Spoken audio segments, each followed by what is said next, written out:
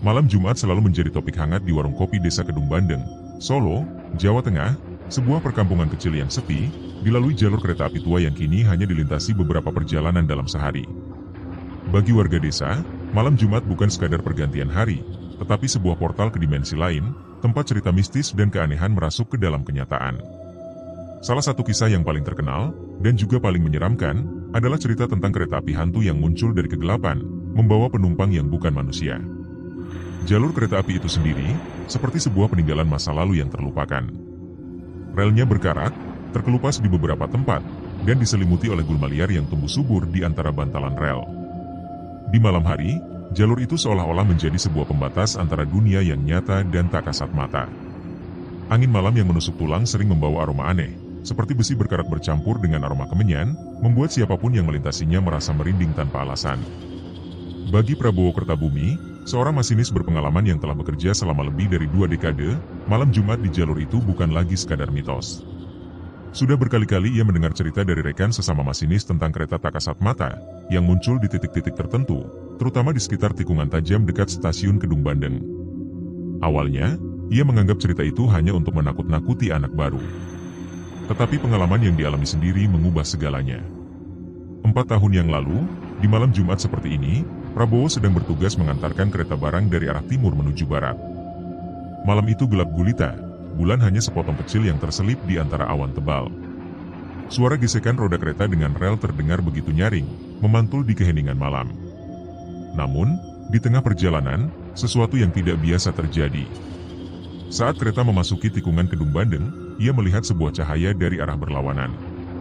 Awalnya, Prabowo mengira itu adalah kereta lain, yang datang dari arah sebaliknya, meskipun tidak ada jadwal perjalanan malam itu. Namun, semakin dekat cahaya itu, semakin aneh bentuknya. Bukannya lampu lokomotif biasa, cahayanya tampak redup dan kekuningan, seperti lampu minyak tua. Suara bising mesin kereta pun tak terdengar, hanya ada bisikan samar-samar yang seolah-olah berasal dari ratusan suara yang berbicara bersamaan. Saat kereta itu mendekat, tubuh Prabowo terasa kaku. Di balik jendela gerbong, ia melihat penumpang-penumpang berpakaian lusuh, seperti dari zaman kolonial. Wajah mereka pucat, mata mereka kosong, namun seolah menatap langsung ke arahnya. Beberapa di antaranya melambai pelan, gerakan tangan mereka seperti melawan gravitasi, terlalu lambat dan tak wajar. Prabowo segera menarik rem darurat, membuat kereta barangnya berhenti mendadak dengan suara decitan yang memekakan telinga. Tapi kereta hantu itu tetap melaju tanpa terganggu. Begitu melintas di depan lokomotifnya, kereta itu tiba-tiba menghilang begitu saja, menyisakan hanya suara desiran angin yang dinginnya menembus hingga ke tulang. Setelah kejadian itu, Prabowo tidak bisa melupakan malam itu. Setiap malam Jumat, ia selalu dihantui mimpi buruk yang sama, suara bisikan, wajah-wajah tanpa ekspresi, dan kereta tua yang melintas tanpa tujuan. Bapak seorang anak itu pun mulai mencari tahu lebih banyak tentang jalur itu dan menemukan bahwa dahulu kala, di masa penjajahan Belanda, jalur kereta ini pernah menjadi tempat kecelakaan tragis yang merenggut puluhan nyawa. Menurut cerita warga desa, kereta hantu itu muncul setiap malam Jumat untuk membawa jiwa-jiwa baru ke alamnya. Mereka percaya, siapapun yang melihat kereta itu langsung di hadapannya akan menemui nasib buruk. Dan bagi Prabowo, kutukan itu tampaknya benar adanya. Satu persatu, rekan kerjanya yang pernah bertugas di jalur itu mulai meninggal secara misterius, meninggalkan dirinya dengan rasa takut yang semakin mendalam. Malam ini, Prabowo kembali harus bertugas melewati jalur itu. Meski hatinya diliputi ketakutan, ia tidak punya pilihan lain selain menjalankan tanggung jawabnya. Saat ia memeriksa lokomotif dan bersiap berangkat, suara burung hantu melengking di kejauhan, membuat bulu kuduknya berdiri. Di kejauhan, jalur kereta tampak seperti ular hitam yang melintasi kegelapan, siap menelannya kapan saja. Sebelum video cerita horor ini berlanjut, ada baiknya para penonton untuk memberikan subscribe, like dan menyebarkan video ini, sehingga memotivasi kami untuk membuat cerita video yang lebih menyeramkan, menakutkan, menarik, serta memberikan pesan-pesan positif dalam berkehidupan. Dan, selamat menonton. Malam itu, Prabowo Kertabumi berdiri di tepi peron stasiun kota, memandangi lokomotif tua yang telah menjadi temannya selama bertahun-tahun. Suhu udara malam itu sangat dingin, dengan kabut tipis yang menyelimuti rel. Karena itu, ia mengenakan jaket tebal dan topi khas masinisnya, bersiap untuk perjalanan rutin ke desa terpencil di Kedung Bandeng. Angin malam berembus pelan, membawa aroma minyak dan logam dari lokomotif. "Mas Bowo, hati-hati ya malam ini, jangan ngebut," kata Sudirman, asistennya, sambil tertawa dan menyodorkan lampu senter. Namun, nada suara Sudirman terdengar sedikit gemetar, tidak seperti biasanya. Prabowo berhenti sejenak, menatap Sudirman dengan alis terangkat. "Apa ada yang aneh, men?" tanya Prabowo santai, meskipun dia bisa merasakan kekhawatiran di udara. Sebelum menarik pedal mesin untuk menjalankan lokomotif, ia memeriksa lampu kereta, memastikan semua berfungsi dengan baik. Sudirman mendekat, suaranya lebih rendah kali ini. "Sampeyan tahu kan tentang kereta api hantu? Banyak yang cerita, malam Jumat itu waktu yang paling angker. Beberapa masinis mengatakan mereka melihat sesuatu di jalur Kedung Bandeng. Katanya, kereta tua itu membawa penumpang yang tak akan kembali." Prabowo tersenyum kecil, mencoba menutupi perasaan tak nyaman yang mulai merayap. "Itu hanya cerita untuk menakut-nakuti. Jangan terlalu percaya, men. Kita punya tugas, dan itu yang penting." Kendati demikian, isi hati Prabowo berbeda dengan kalimat yang keluar dari bibirnya. Lokomotif mulai hidup, suara mesinnya menggema di malam yang sunyi. Prabowo dan Sudirman naik ke kabin, bersiap untuk perjalanan. Saat kereta mulai bergerak perlahan meninggalkan stasiun, Prabowo melirik jam tangannya. Tepat pukul 11 malam, waktu di mana cerita mistis sering dimulai. Perjalanan awal terasa biasa saja. Rel-rel kereta yang berkarat memantulkan suara gesekan roda besi, seolah menjadi irama pengantar malam. Namun, ketika mereka mulai memasuki wilayah pinggiran kota, Prabowo merasakan ada sesuatu yang aneh. Angin malam yang masuk melalui jendela terasa lebih dingin dari biasanya, membuat kulitnya meremang. "Apa sampeyan dengar itu?" tanya Sudirman tiba-tiba, memecah keheningan. Prabowo menoleh ke arah asistennya yang tampak pucat. "Dengar apa?" Prabowo mengernyit, mencoba menangkap suara yang dimaksud. Awalnya, hanya ada deru mesin dan gesekan roda. Namun, perlahan, suara itu muncul, bisikan halus yang samar, seperti suara banyak orang berbicara sekaligus, tapi tak satu pun kata yang dapat dimengerti. "Mungkin cuma angin," kata Prabowo mencoba menenangkan diri, meskipun bulu kuduknya mulai berdiri. Sudirman tidak menjawab, hanya menatap keluar jendela dengan wajah tegang. Saat mereka semakin jauh meninggalkan perkampungan, suasana di luar semakin gelap. Lampu-lampu jalan mulai jarang, digantikan hamparan sawah dan hutan yang mencekam. Kabut semakin tebal, hingga sinar lampu depan kereta terasa seperti menabrak dinding putih yang pekat. Di tikungan pertama setelah stasiun terakhir, suara bisikan itu semakin jelas. Kali ini, suara itu disertai dengan gemerisik aneh, seperti seseorang sedang berjalan di atas daun kering. "Mas, ada sesuatu di depan," bisik Sudirman sambil menunjuk. Prabowo menatap ke arah yang ditunjukkan. Jantungnya berdegup kencang. Di tengah rel, di balik kabut, terlihat sosok hitam berdiri kaku, tak bergerak. Tak pelak lagi, Prabowo segera menarik tuas rem darurat, membuat kereta melambat dengan suara decitan yang tajam. Namun, saat kereta berhenti, sosok itu menghilang begitu saja. "Apa tadi itu?" tanya Sudirman dengan suara gemetar. Prabowo menggeleng, matanya masih terpaku pada rel di depan. Ia tidak menjawab, hanya menarik napas panjang, mencoba mengatur debaran jantungnya. "Kita teruskan saja," ucapnya meskipun nalurinya berkata lain. Dia menyalakan kembali lokomotif dan melanjutkan perjalanan. Tapi, di dalam hatinya, Prabowo tahu malam itu akan menjadi perjalanan yang tidak akan pernah dia lupakan. Kereta barang yang dikemudikan Prabowo melaju perlahan di tengah malam yang semakin mencekam. Suasana di dalam kabin sunyi, hanya diisi suara deru mesin dan desah napas Sudirman yang terdengar semakin berat. Kabut kian tebal, membuat pandangan di depan mereka menjadi semakin terbatas. Di tengah kesunyian itu, cahaya samar tiba-tiba muncul di kejauhan. Sudirman, yang sejak tadi tampak gelisah, menunjuk ke arah depan. "Itu lampu kereta lain," tanyanya dengan suara yang bergetar. Prabowo memicingkan matanya, mencoba memastikan. "Tidak mungkin," gumamnya. "Jalur ini tidak memiliki persimpangan untuk kereta lain." Namun, cahaya itu semakin terang, seolah mendekat perlahan-lahan.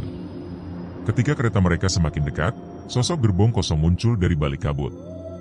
Tidak ada lokomotif yang menariknya, hanya beberapa gerbong tua dengan kayu yang tampak lapuk dan dikelilingi oleh aura kelabu yang menyeramkan. Prabowo segera menarik tuas rem, menghentikan keretanya dengan decitan keras yang memekakkan telinga. Mas, kita harus pergi dari sini. Sudirman berseru panik, tubuhnya bergetar hebat. Matanya terpaku pada gerbong-gerbong yang tampak melayang tanpa menyentuh rel. Prabowo tidak menjawab. Tubuhnya terasa kaku, matanya terpaku pada salah satu gerbong yang perlahan terbuka. Engsel pintunya berderit pelan, mengeluarkan suara menyerupai rintihan. Dari dalam gerbong itu, sosok-sosok bayangan mulai keluar, bergerak seperti asap yang melayang di udara. Sosok-sosok itu tampak menyerupai manusia, tetapi dengan wajah yang tidak wajar, pucat, mata kosong tanpa bola mata, dan ekspresi yang seolah-olah mati rasa. Mereka bergerak tanpa arah, seperti tidak menyadari keberadaan Prabowo dan Sudirman. Salah satu dari mereka mendekat ke kabin lokomotif, gerakannya lambat tapi pasti. Prabowo merasakan tubuhnya berkeringat dingin, sementara Sudirman mulai merapal doa dengan suara gemetar. Suasana di sekitar mereka terasa berat, seperti ada sesuatu yang menekan dada mereka. Ketika sosok itu semakin mendekat, Prabowo akhirnya memberanikan diri membunyikan klakson kereta. Suara nyaring itu menggema di udara malam, tapi sosok-sosok itu tidak bereaksi. Mereka terus melayang, mengitari lokomotif dengan gerakan yang semakin lamban dan aneh. Mas, tolong, kita harus jalan sekarang. Sudirman hampir menangis, matanya terus mengawasi sosok-sosok itu yang semakin mendekat. Tapi roda kereta terasa seolah-olah terkunci, tak bisa digerakkan. Dalam keheningan yang mencekam, salah satu sosok itu berhenti tepat di depan jendela kabin. Wajahnya yang kosong menempel pada kaca, hanya terhalang beberapa inci dari wajah Prabowo. Mata Prabowo terbelalak, mulutnya terbuka, tapi tak ada suara yang keluar. Sosok itu perlahan mengangkat tangannya, menempelkan telapak tangannya yang dingin ke kaca jendela. Di detik itu, Prabowo merasa tubuhnya seperti membeku. Tiba-tiba, suara jeritan yang tidak manusiawi memecah keheningan, menggema di seluruh kabin. Sudirman menutup telinganya sambil menjerit, sementara Prabowo mencoba menggerakkan tuas lokomotif dengan sisa tenaga. Dengan usaha keras, kereta perlahan mulai bergerak lagi, meninggalkan gerbong melayang itu di belakang. Tapi, suara jeritan itu tidak berhenti, terus mengikuti mereka seperti bayangan. Saat kereta semakin jauh dari lokasi penampakan, kabut mulai berkurang, dan suasana di sekitar menjadi sedikit lebih terang. Tapi rasa lega itu tidak bertahan lama. Sudirman menunjuk ke arah kaca depan sambil berteriak, Mas, mereka ada di atas kita." Prabowo mendongak dan melihat bayangan hitam yang bergerak di atas lokomotif. Suara langkah-langkah berat terdengar di atap, seperti sesuatu yang mencoba masuk ke dalam. Di detik itu, Prabowo menyadari jika perjalanan kali ini bukan hanya tentang kereta, melainkan tentang bertahan hidup dari sesuatu yang jauh melampaui nalar manusia. Prabowo menggenggam tuas rem dengan tangan yang gemetar. Meski hatinya diliputi ketakutan, ia berusaha menjaga suaranya tetap tegar. "Dik Dirman, kita harus tetap tenang," katanya sambil melirik rekannya yang hampir menangis. Di luar kabin, sosok-sosok itu masih melayang, bergerak tanpa tujuan yang jelas, tapi auranya begitu menekan. Udara di sekitarnya terasa berat, dan setiap hembusan napas seperti membawa rasa dingin yang menusuk tulang. Ini hanya ilusi, Prabowo mencoba meyakinkan dirinya sendiri, meskipun hatinya ragu. Tapi, saat salah satu sosok mendekat, ia merasakan kehadiran yang nyata. Energi gelap yang mengelilingi mereka semakin terasa, membuat bulu kuduknya meremang.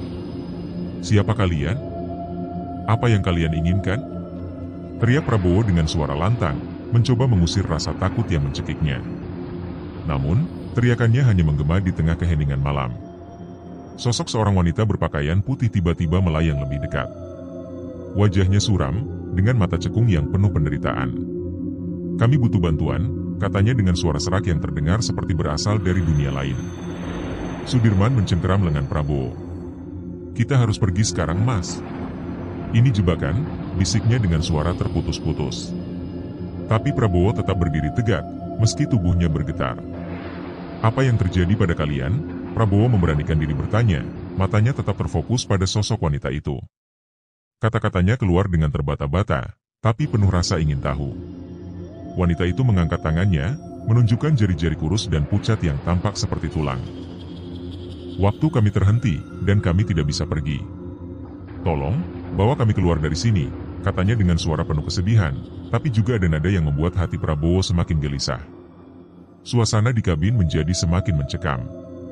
Sosok-sosok lain mulai bergerak mendekat, wajah mereka dipenuhi ekspresi kosong namun menyimpan kehampaan yang menghantui. Mas, dengarkan aku. Kita harus pergi sekarang." Sudirman menarik lengan Prabowo dengan keras, tapi Prabowo tetap terpaku di tempatnya. Ada sesuatu dalam kata-kata wanita itu yang membuatnya enggan berpaling. "Bagaimana aku bisa membantu kalian?"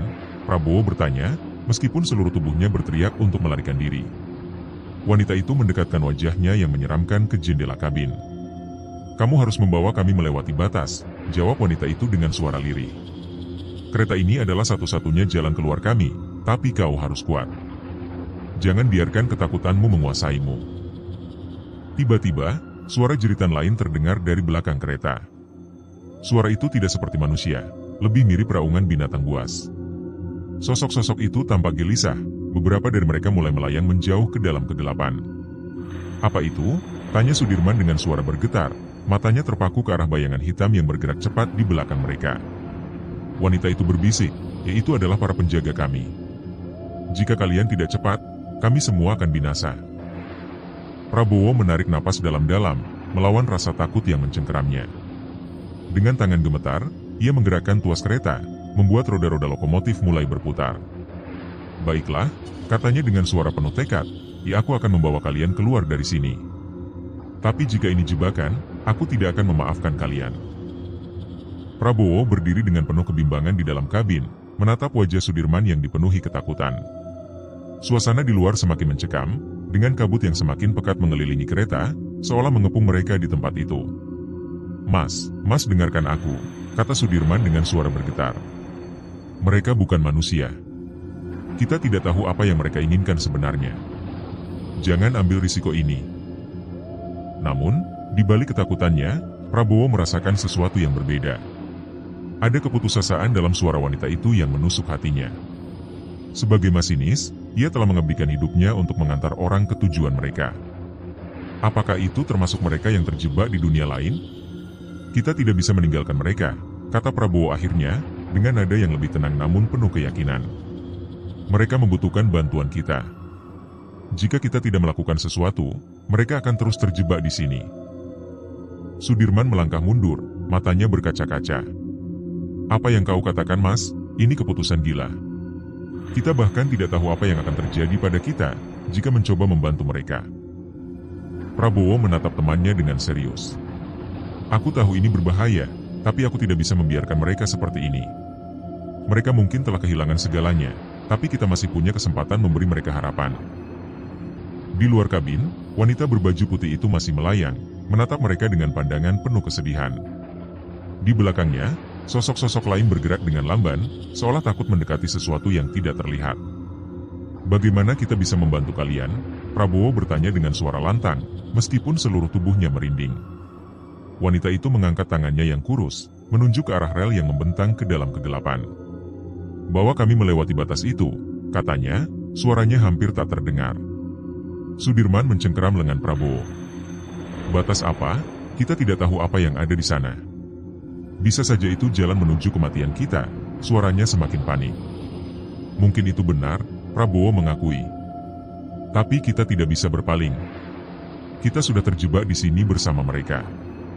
Jika kita tidak membantu, kita mungkin tidak akan pernah keluar." Dengan tangan gemetar, Prabowo mulai menggerakkan tuas kereta. Mesin bergetar pelan, roda mulai berputar, tapi ada sesuatu yang aneh. Kereta terasa lebih berat dari biasanya, seperti membawa beban yang tak terlihat. "Apa yang kau lakukan, Mas?" "Berhenti sekarang juga," Sudirman berteriak, tapi Prabowo tidak mendengarkan. Ia fokus pada jalur di depan, yang kini diselimuti bayangan gelap. Tiba-tiba, suara jeritan melengking terdengar dari arah belakang kereta, membuat mereka berdua terpaku. Prabowo melihat ke cermin kecil di kabin. Sosok-sosok itu kini berada di dalam gerbong, duduk di kursi-kursi yang seharusnya kosong.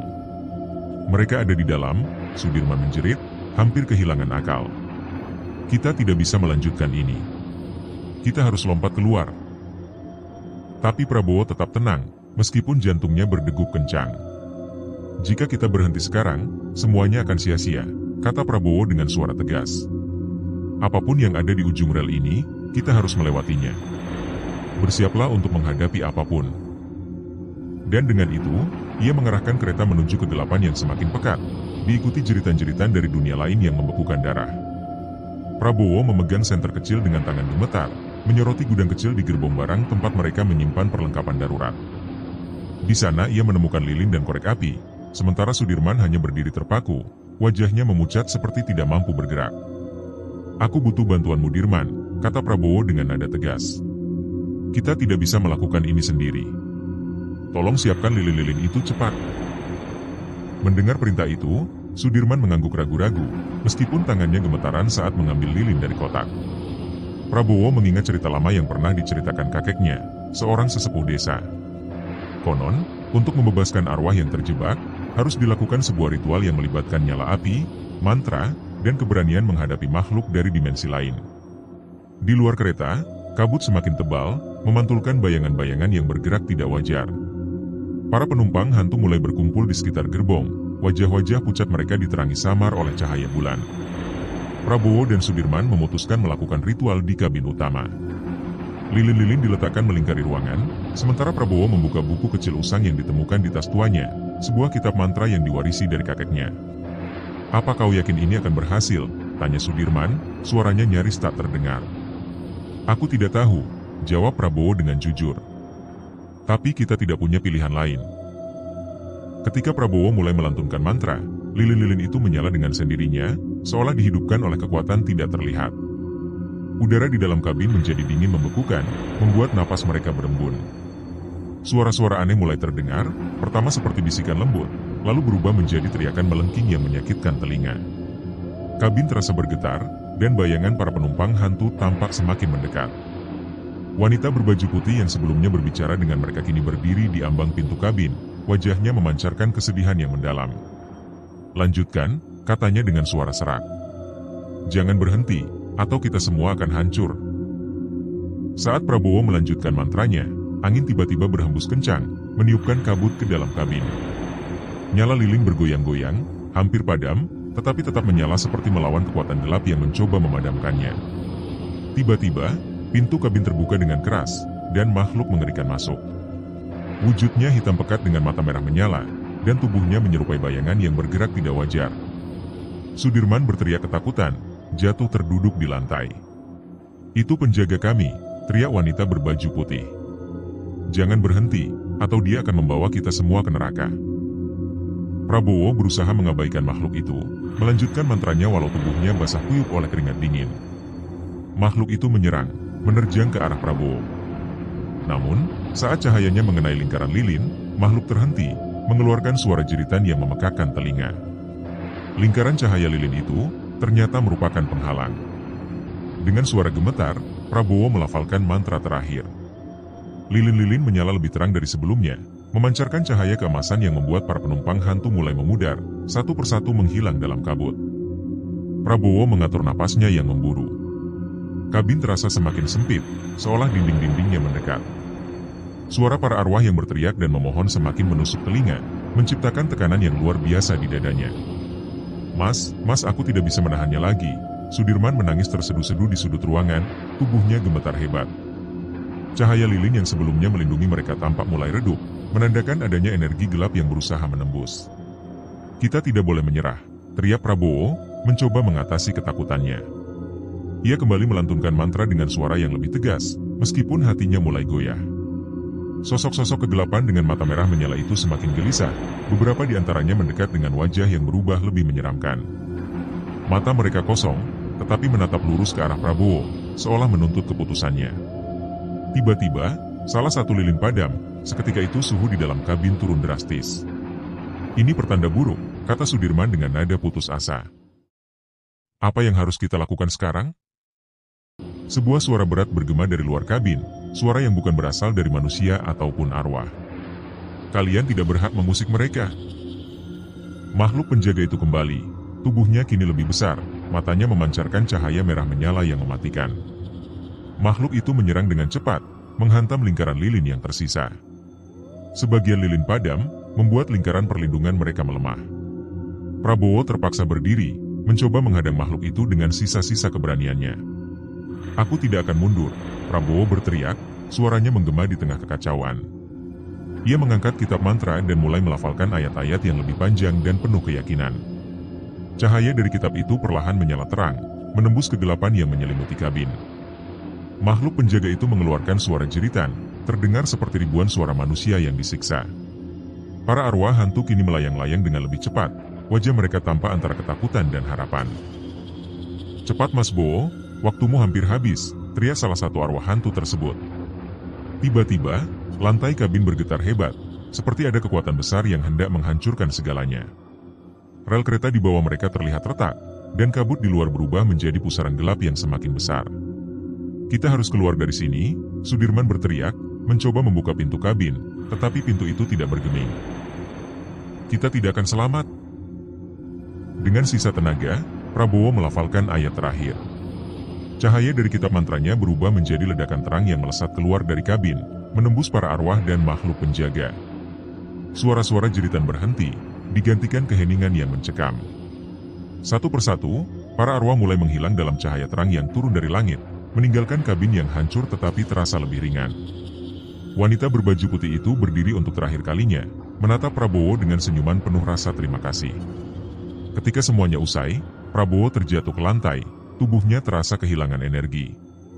Sudirman berlutut di sebelahnya, menangis dalam kelegaan bercampur ketakutan. Namun, dalam keheningan yang kini menyelimuti, mereka menyadari sesuatu, makhluk penjaga itu belum sepenuhnya lenyap. Ia kini mengintai mereka dari bayang-bayang rel di kejauhan. Udara di sekitar mereka terasa lebih ringan saat kabut tebal perlahan-lahan memudar. Cahaya bulan kembali menerangi jalur kereta, seolah menandakan akhir dari kejadian yang mengerikan. Prabowo dan Sudirman duduk terdiam di kabin, napas mereka terengah-engah, mencoba memahami apa yang baru saja terjadi. Mas, apakah kita masih hidup?" Sudirman bertanya dengan suara bergetar, matanya berkaca-kaca. Tangannya mencengkram kursi dengan erat, seolah takut kehilangan pijakan di dunia nyata. Prabowo memandang temannya, mengangguk lemah. "Ya, kita selamat. Tapi harga yang kita bayar untuk ini tak akan pernah terlupakan." Suasana mencekam di jalur kereta malam itu meninggalkan bekas di hati mereka.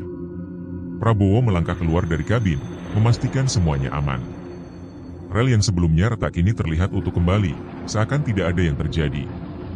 Namun, bayangan hitam besar di kejauhan, tempat makhluk penjaga terakhir kali terlihat, membuat Prabowo merasa tidak sepenuhnya bebas. "Dia masih ada di sana," gumamnya pelan, nyaris seperti berbicara pada dirinya sendiri. Sudirman mendekat, mendengar gumaman Prabowo. "Siapa? Apa maksud sampeyan? Dia masih ada?" Sudirman menoleh ke arah rel yang kosong, mencoba mencari sesuatu di kegelapan. "Makhluk itu," jawab Prabowo. "Dia tidak benar-benar pergi. Aku bisa merasakannya, seperti bayangan gelap yang mengintai." Dengan langkah gontai, mereka kembali ke stasiun, membawa kereta yang kini terasa seperti beban berat. Setiap roda yang berputar menimbulkan suara nyaring, yang menggema di telinga mereka, mengingatkan mereka pada jeritan para arwah yang meminta pertolongan. Di stasiun, beberapa warga desa telah berkumpul, wajah mereka penuh rasa ingin tahu bercampur ketakutan. Tapi tidak ada satupun yang cukup berani untuk mendekat atau bertanya. Kepala stasiun, Rashid Kastubi, menghampiri mereka. "Apa yang terjadi di luar sana? Kenapa kalian terlihat seperti baru melihat hantu?" tanyanya dengan nada cemas. Prabowo hanya menggelengkan kepala. "Ada hal-hal yang lebih baik tidak diceritakan, Pak. Percayalah, jalur itu tidak boleh digunakan lagi, terutama di malam-malam seperti ini." Malam itu desa Kedung Bandeng menjadi sunyi. Warga yang biasanya berbincang di warung kopi memilih untuk pulang lebih awal, seolah-olah ketakutan akan sesuatu yang tak terlihat. Prabowo dan Sudirman duduk di ruang istirahat stasiun, masing-masing terdiam, tenggelam dalam pikiran mereka sendiri. "Apa kita melakukan hal yang benar, Mas?" tanya Sudirman, memecah keheningan. "Apa benar kita membantu mereka, atau justru membuka sesuatu yang tidak seharusnya?" Prabowo tidak menjawab. Di dalam hatinya, dia tahu mereka telah melakukan yang terbaik. Namun, perasaan bahwa mereka telah mengusik sesuatu yang jauh lebih besar membuat hatinya tidak tenang. Hari-hari berlalu, tetapi malam itu meninggalkan bekas yang mendalam. Jalur kereta yang mereka gunakan akhirnya ditutup, atas perintah kepala stasiun, dan cerita tentang kereta hantu perlahan-lahan berubah menjadi bisikan. Namun, setiap malam Jumat, Prabowo merasa seolah mendengar suara roda kereta bergema di kejauhan, membawa kenangan dari dunia lain yang tak akan pernah sepenuhnya hilang. Prabowo mencoba melanjutkan hidup seperti biasa, tetapi pengalaman malam itu meninggalkan luka yang tak kasat mata. Setiap kali dia menaiki lokomotif untuk memulai perjalanan, bayangan kereta hantu dan jeritan arwah-arwah terjebak selalu muncul di benaknya. Roda kereta yang berderak di atas rel terdengar seperti bisikan, memanggil namanya dari kegelapan. Sudirman yang sebelumnya menjadi partner setianya, memilih berhenti dari pekerjaannya. Aku tidak bisa melanjutkan bekerja lagi, Mas. Setiap malam, aku merasa mereka masih mengikutiku, ia ujarnya sebelum pergi dari stasiun, meninggalkan Prabowo sendirian menghadapi ketakutannya. Pada malam-malam Jumat, stasiun terasa lebih sunyi dari biasanya. Prabowo sering mendapati dirinya duduk sendiri di ruang istirahat, ditemani kopi pahit yang kini tidak mampu menghangatkan tubuhnya. 2A merenungi keputusannya malam itu, membantu para arwah, meski harus membawa beban mereka ke dalam hidupnya. Suatu malam, saat bulan purnama menggantung di langit, Prabowo menjalankan kereta di jalur baru yang jauh dari jalur angker sebelumnya. Namun, perasaan tak nyaman merayap di punggungnya. Udara terasa lebih dingin, dan suara-suara aneh mulai terdengar, meski dia yakin hanya dirinya yang ada di kabin. Ketika dia menoleh ke jendela, matanya menangkap bayangan samar. Cahaya redup berkilauan di kaca jendela salah satu gerbong yang kosong, seolah ada seseorang yang berdiri di sana, mengawasinya. Prabowo bergidik, tetapi ia tidak berhenti menjalankan kereta. Ini hanya bayangan, gumamnya pada diri sendiri. Namun, suara itu semakin nyata. Bisikan lirih memanggil namanya, bercampur dengan suara roda kereta. Prabowo, tolong, suaranya terdengar akrab, seperti wanita berpakaian putih yang memohon pertolongan malam itu. Dengan gemetar, Prabowo menghentikan kereta di sebuah stasiun kecil yang kosong. Ia keluar dari kabin, mencoba mencari asal suara. Namun, hanya keheningan yang menyambutnya. Ketika kembali ke kabin, sebuah pesan aneh tertulis dengan embun di kaca jendela. Kami berterima kasih, tetapi tugasmu belum selesai. Pesan itu membuat tubuh Prabowo menggigil. Dia merasa terjebak dalam lingkaran yang tak berujung, seolah-olah pilihan membantu para arwah telah mengikat jiwanya dengan dunia mereka. Kendati demikian, ia tidak bisa berhenti bertanya-tanya, apa yang dimaksud dengan tugas yang belum selesai. Malam-malam berikutnya, tanda-tanda kehadiran mereka semakin sering muncul. Lampu di gerbong redup tanpa alasan, dan terkadang, dia merasa kursi-kursi kosong di belakangnya bergerak sendiri. Tidak hanya itu, setiap kali melihat ke cermin, ia merasa ada sosok lain di belakangnya, sosok yang tidak pernah bisa dia pastikan benar-benar ada. Prabowo tahu hidupnya tidak akan pernah sama lagi. Jiwa-jiwa itu mungkin telah menemukan jalan keluar, tetapi mereka meninggalkan jejak di rel kehidupannya yang tak bisa dihapus. Dan, di setiap malam Jumat, saat bulan purnama bersinar terang, Prabowo merasa dirinya bukan hanya seorang masinis, tetapi penjaga di antara dua dunia yang saling bersinggungan. Tamat.